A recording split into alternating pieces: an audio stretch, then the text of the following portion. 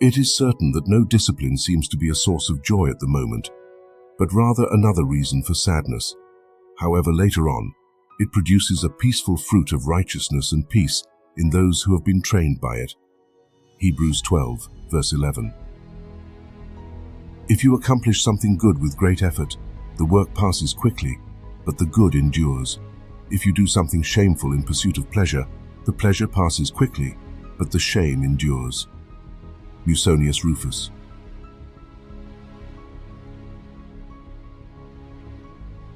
Imagine for a moment, walking the streets of ancient Rome, listening to the wise speak about the nature of suffering and serenity. At the same time, in a secluded corner of Judea, a spiritual leader teaches the masses about the kingdom of heaven and the path to inner peace. Both scenarios, distant in geography and culture, converge on a profound truth. Our reality is not shaped by the world around us, but by the lens through which we see it. It is intriguing to note the resonances in their speeches. Let's explore these connections in detail, but allow me to give you a hint. Seneca reflected, asking, "Why do you point out others' wounds when you are full of scars?" In contrast, but with a similar tone, Jesus asked, "Why do you see the speck in your brother's eye and not notice the beam in your own?"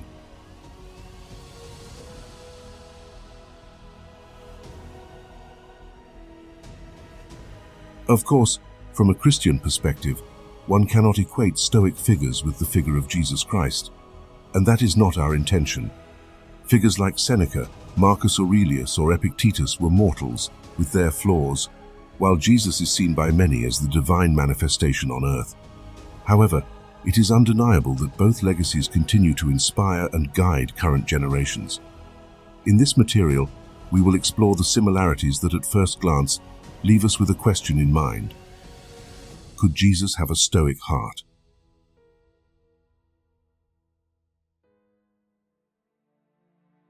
I encourage you to revisit this content several times to assimilate its profound message. The connections between Stoicism and Christianity are truly revealing. As the words of Jesus and Seneca resonate in our minds, a sense of familiarity approaches us. Although their teachings may have emerged from distinct cultures and seemingly divergent traditions, both share roots in a universal truth. Inner perception has the power to transform our external experience. Don't miss the chance to apply Stoic principles to deal with life's adversities. Grab the Stoic Mindset ebook now and discover how to cultivate serenity in the midst of chaos, make wiser decisions, and overcome adversity with mental strength. Click on the link in the first pinned comment and embark on your journey of wisdom. I briefly invite you here to join our Telegram group. We're already nearing 400 members. The link is here in the description and in the comments. Now, without further ado, let's get to the video. And as usual, don't be weak. Stay till the end. Before we delve into the life and teachings of Jesus, let's explore the birth and development of the parallel philosophy that aligns with Stoicism in many aspects. In the bustling streets of Athens, the cradle of Western philosophy in the 4th century BC, Stoicism was born under the guidance of Zeno of Citium. Influenced by the teachings of Socrates and the Cynics, Zeno founded a school at the Painted Porch, from which the name Stoic originated. The Stoics, led initially by Zeno and later by luminaries such as Seneca, Marcus Aurelius, and Epictetus, maintained that true happiness is not found in wealth or recognition, but in virtue and wisdom. For them, life is not about what happens to us, but about how we respond to it. While the external world is volatile and uncontrollable, our internal world, our thoughts and actions, is within our control. Here lies the essence of their philosophy: to live in harmony with nature, to accept what comes, and to find inner peace through self-control and virtue.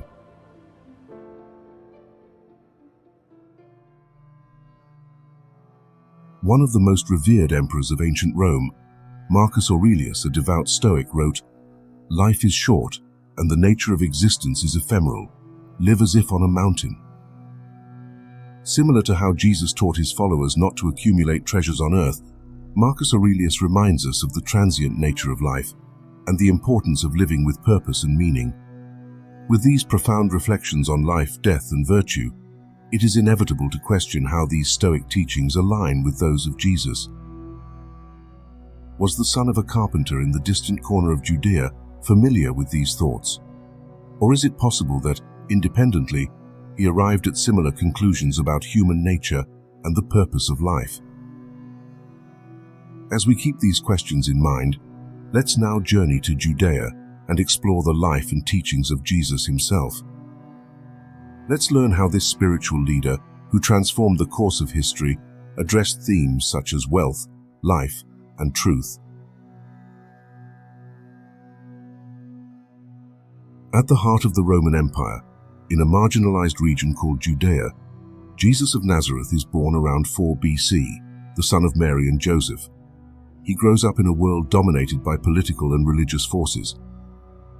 Despite being a revolutionary figure in his time, historical records about his life are scarce.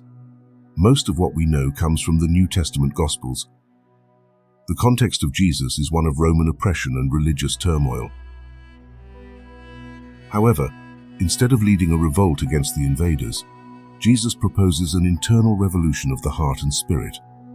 His teachings, deeply rooted in Jewish tradition, show surprising parallels with Stoic philosophy. Take, for example, the Beatitudes from the Sermon on the Mount. Jesus says, "Blessed are the poor in spirit, for theirs is the kingdom of heaven." These words reflect a mindset that values humility and detachment from the snares of ego, something the Stoics would also appreciate. Furthermore, in the Gospel according to Luke, Jesus warns, "Take care and be on your guard against all covetousness, for one's life does not consist in the abundance of his possessions." This concept reflects the core of Stoic thought, that true wealth lies not in material possessions, but in the richness of spirit and character. Jesus, with his temporal wisdom, invites his followers to transcend worldly concerns and focus on eternal truths. Just like the Stoics, he acknowledges that while we cannot control everything that happens to us, we can control how we respond to it. And it is precisely at this intersection of teachings, at this crossing between Stoic virtue and Jesus' message, that we find surprising similarities. Serenity in the face of adversity, self-control in the face of temptations, and the relentless pursuit of virtue are ideals that both philosophies share. With this in mind, can we assert that Jesus was a proto-Stoic? Or is it more appropriate to say that both paths, though separated by culture and tradition, converge on universal truths? As we continue our journey, let's delve deeper into these similarities, especially regarding virtue and self-control. Let's observe how Jesus, like the great Stoic thinkers, emphasized the importance of living with purpose, integrity, and unwavering serenity in the face of life's tribulations. At the core of Stoic philosophy lies a fundamental idea: the virtuous life is the only one worth living. For the Stoics, virtue is not merely a set of moral rules, but the very core of a good and meaningful life. Zeno of Citium, the founder of Stoicism, defined virtue as a consistent selective disposition in accordance with reason. In essence, virtue is to live in harmony with reason and nature. Let's think about Jesus' serenity. Even at the height of his suffering, crucified, he demonstrates a profound acceptance and understanding of his fate. "Father, forgive them, for they know not what they do," he said. His serenity in the face of adversity is, in many ways, comparable to the serenity the Stoics aspire to achieve. Epictetus, one of the great Stoics, wrote in his Enchiridion, "It's not the events that disturb people, but their judgments about them." It's a call to understand that our reaction to adversity is more determining than the adversities themselves. The connection between Jesus and the Stoics in the pursuit of virtue and self-control is clear. Both see the external world as something uncontrollable, but firmly believe that the individual has mastery over their internal response. So, if Jesus and the great Stoics were together, what would they say about our relationship with the material world? Let's imagine for a moment Jesus conversing with Marcus Aurelius, the philosopher emperor. While the former warns about the dangers of wealth and the difficulty of a rich person entering the kingdom of heaven, Marcus Aurelius reflects on the ephemeral nature of earthly possessions. Together, they would invite us to detach ourselves from the material and focus on the true riches of spirit and character. But to deepen this imaginary dialogue, let's take a closer look at their doctrines on detachment from the material world in the next chapter.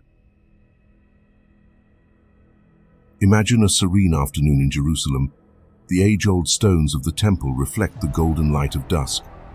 In a corner, Jesus of Nazareth, with his serene and profound expression, meets Marcus Aurelius, the philosopher emperor of Rome. Though separated by decades and geography, an invisible bond seems to unite their thoughts. "Master of Galilee," Marcus begins, "I see in your teachings a profound wisdom, one that would resonate in the streets of Rome. You speak of detachment from riches, while I have reflected on the ephemeral nature of earthly possessions. How do you see the relationship between man and his belongings?"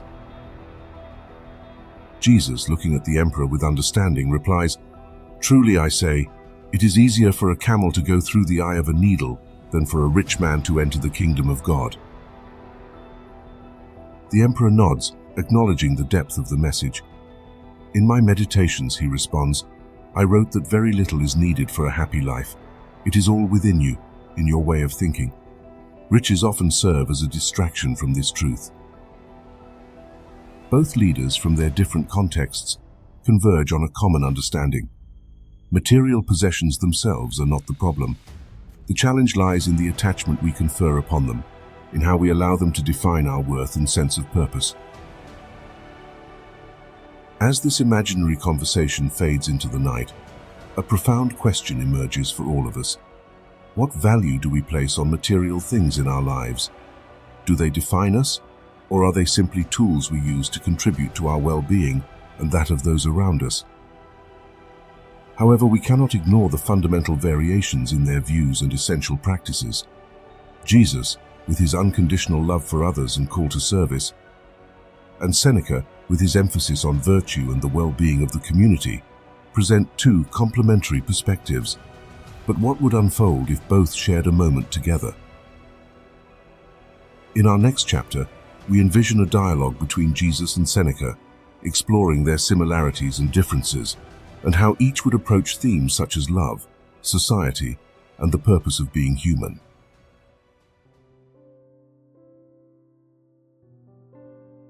On a terrace overlooking a vast landscape of olive trees and golden fields, Jesus meets Seneca, the prominent philosopher and advisor of the Roman Empire. The shadows of dusk begin to lengthen as they both share reflections on a theme that transcends generations: love for one's neighbor and contribution to the common good. Seneca, with his firm and thoughtful voice, raises the question, "I have observed, Master, that your doctrines place great emphasis on love for one's neighbor. In Rome, we also value the well-being of our society, although we often see it through the lens of justice and duty. How do you perceive this love, and how can it manifest in concrete actions?" Jesus, reflecting an unfathomable depth in his gaze, replies, "Love your neighbor as yourself. There is no other commandment greater than this." Gospel according to Mark 12:31. True love seeks not its own benefit but unfolds in actions for the good of others. It is through this selfless love that a true sense of community is built. Seneca nods and reflects. In our Stoic discussions, we explore the idea of sympathy, the interconnectedness of all beings. I see resonances with your words. In my writings, I have said, the well-being of all humanity is interconnected. If there is a common benefit, then it is connected. It seems we are both speaking of a deeper understanding of how each individual action can impact the very fabric of our society. Jesus smiles gently and adds, "Every act of kindness, however small, is like a stone thrown into a lake.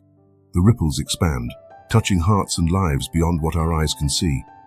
So it is with the kingdom of God, like a seed that, though small, grows and bears abundant fruit."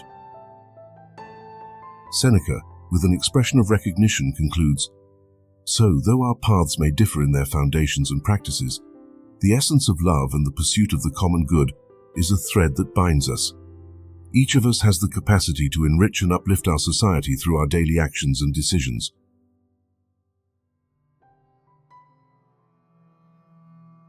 As the sun sets on the horizon, leaving a sky tinged with oranges and purples, the conversation between Jesus and Seneca fades, but its resonance endures. It reminds us of the eternal importance of compassion, empathy, and unconditional love in building a better world. And as we reflect on this profound conversation, we turn to another exchange of ideas between Jesus and Epictetus, where we will explore their fundamental differences in beliefs and practices.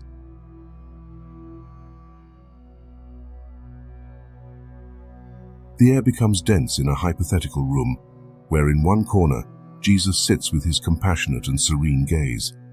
In front of him, Epictetus with a thoughtful expression. The clash of two great minds who, though sharing universal values about humanity, morality, and purpose, originated from different foundations of belief. Master from Nazareth, Epictetus begins, throughout my life, I have maintained that our will is linked to reason, and through it, we attain true freedom. What do you think about the nature of human will and its relation to faith? Jesus, always thoughtful, responds, true freedom comes from knowing the truth, and the truth will set you free. Gospel according to John.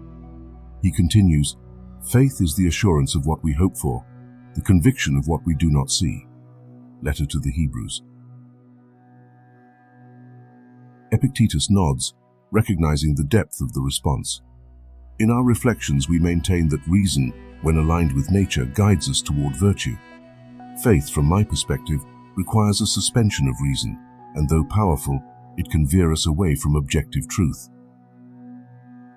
To this, Jesus replies, every tree is known by its fruit. Faith, when genuine, does not contradict reason but transcends it, guiding the heart to deeper and eternal truths. Epictetus, quoting one of his own teachings, says, we are not disturbed by events, but by the interpretation we make of them. In this sense, our interpretation of the world, guided by reason, determines our well-being. The air in the room subtly changes, not into tension, but into deep contemplation. Both acknowledge that, while they share the desire to guide humanity towards inner peace and virtue, their paths fundamentally diverge in how they perceive and relate to the world. These differences prompt us to consider the theological roots of Christianity and the Stoic worldview. While Christianity upholds a theocentric view of the universe, Stoicism leans towards a perspective based on nature and reason. Both philosophies have their merits and offer us different lenses through which to interpret and experience the world. With this framework in mind, it's essential to delve deeper into these differences and consider how these perspectives can enrich each other. In our next segment, we will delve into Christian theology and the Stoic view of the world, seeking to find a balance between faith and reason.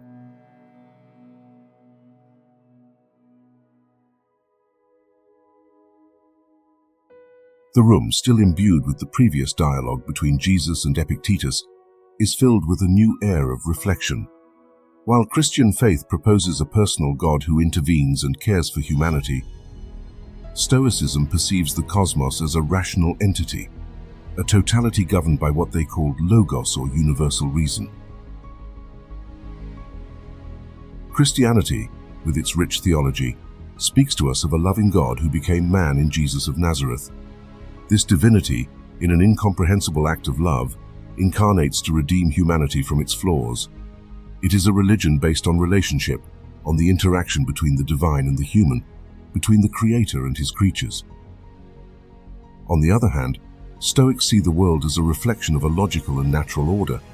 It's not necessarily a personal God who governs, but a universal reason, a logos that permeates and structures all existence. Seneca, one of the most prominent Stoics, mentioned in his letters to Lucilius, God is not separate from the world, he is within it. This perspective promotes the idea that living in harmony with nature and its laws is the path to wisdom and virtue.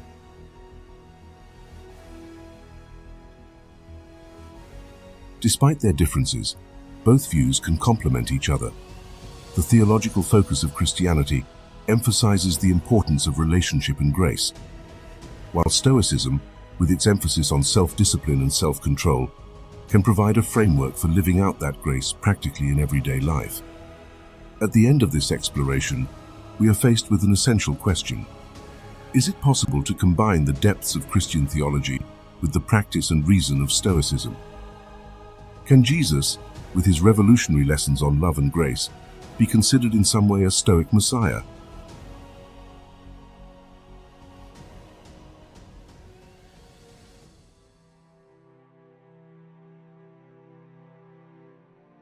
Kevin Rowe, a renowned New Testament expert at Duke University, highlights how Stoicism and Christianity share parallels and points of convergence throughout history. In the 2nd century, Tertullian referred to Seneca as Saep Noster, or often ours, and Jerome simply called him ours. Augustine, in The City of God, also acknowledges Seneca's influence. This intersection between both currents is palpable, leading to an intriguing question. Is it possible to harmonize being a Christian with being a Stoic? Some attempt to unify these philosophies, while others emphasize their differences. Although full integration may be challenging, it is recognized that a Christian can complement their faith with Stoic reflections and vice versa. Josephson, specializing in biblical studies, quotes Seneca to emphasize the importance of absorbing wisdom from various philosophical sources. Dodson comments, "While Jesus Christ is the way, the truth, and the life for me, I am convinced that Stoicism has enriched my understanding and Christian devotion." Kevin Bosch, a specialist in clinical psychology and author of Between the Porch and the Cross, supports this view and adds, "During my research, I discovered surprising similarities between Epictetus's ideas and some modern Christian stances on issues like family and reproductive ethics. Without labeling the Stoics as Christians, it is undeniable that they offer enriching perspectives for everyone."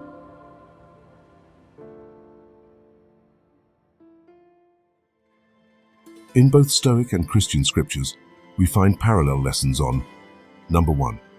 Contentment. I do not say this out of need, for I have learned to be content regardless of my circumstances. I know how to live humbly, and I know how to abound. I am accustomed to any and every situation, to being filled and being hungry, to having plenty and having need.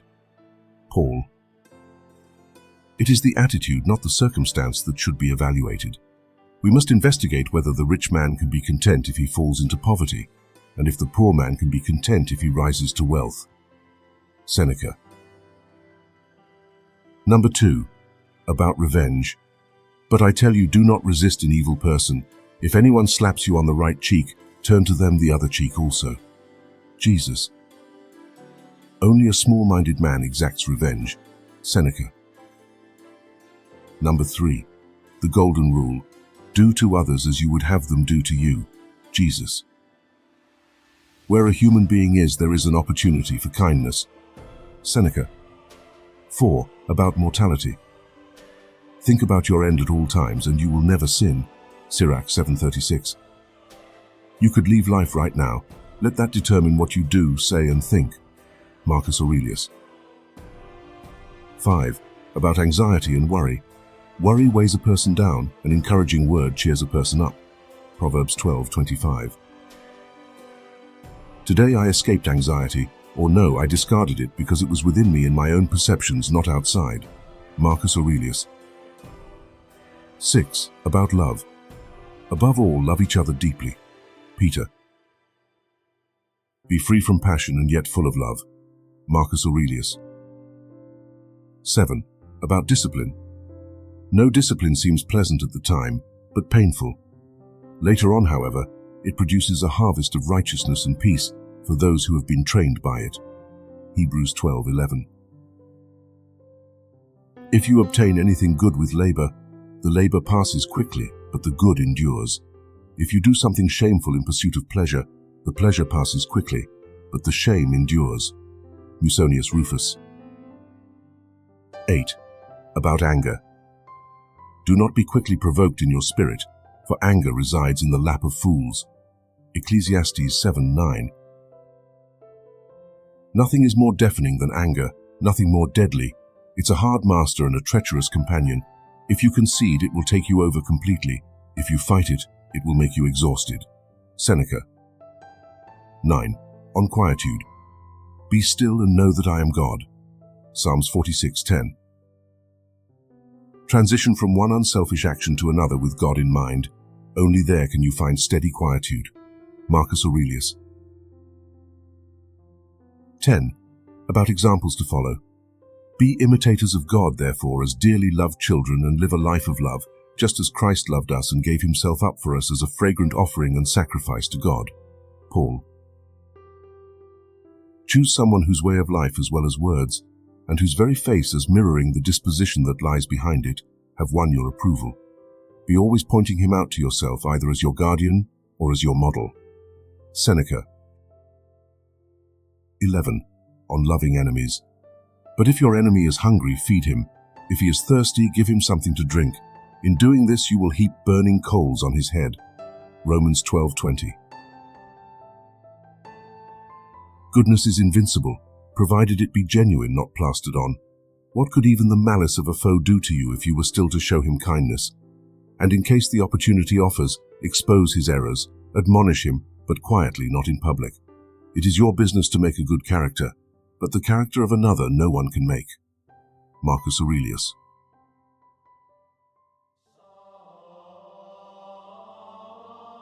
This journey we have just witnessed, traversing the sands of time and philosophy, led us to contemplate the possibility that Jesus, the Messiah of the Christian tradition, could have shared similarities with the great Stoic thinkers. Both philosophies, though unique in their approaches and perspectives, converge on universal truths about humanity, morality, and purpose. While Christianity delves into the depths of divine love and personal relationship with God, Stoicism offers practical tools to live in accordance with nature and find serenity amidst life's storms. As we reflect on these teachings, we realize that, regardless of our religious beliefs, there are valuable lessons we can incorporate into our daily lives. As mentioned in the Gospel of John, you will know the truth, and the truth will set you free. So whether you identify with the teachings of Jesus, the reflections of Marcus Aurelius, or simply seek a deeper understanding of yourself and the world, there's an invitation here to live with purpose, integrity, and a love that transcends all barriers.